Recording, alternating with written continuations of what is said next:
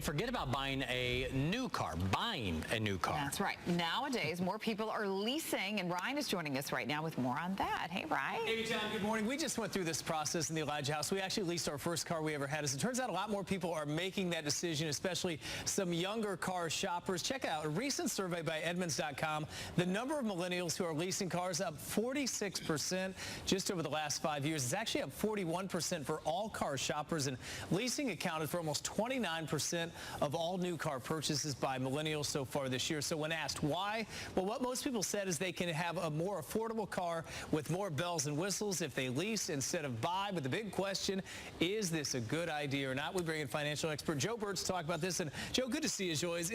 It's a unique situation. I had to crunch all the numbers. It worked for us, but there are certainly reasons why it might not work for everybody. It doesn't work for everybody, but as you said in the opening, Ryan, it depends on your situation. Yeah. If you want to get a lot of car for not a lot of money, which is really where the millennials are going today, with the latest bells, whistles, all the stuff that comes with a brand new car today, leasing is less out of pocket in the short run. You know what's interesting? You'll see these commercials that say, you can lease this car for $199. Right. Then you read the tiny print, and you only get 10,000 miles. That's not much. That is, in fact, the killer. And really what you want to look at is how many extra miles, or what does it cost you when you go over that limit? And today, as we talked earlier, the limitation is 10 or 12,000 miles per year, and the extra charge is sometimes 20 or 25 cents if you go over that. Yeah. And that is a killer. And you've got to know this going in, because this is a contract you're signing. Exactly. And if you're halfway through and you realize you're going double over, there's not much you can do. No, you'll be on Sunrail. Yeah, right. Riding Sunrail. Making that big payment, right.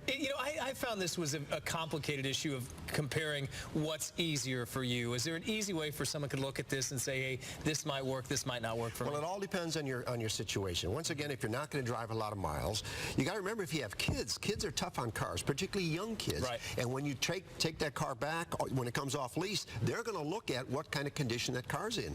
And believe me, they go over it with a fine-tooth comb, because they have to turn around and resell it.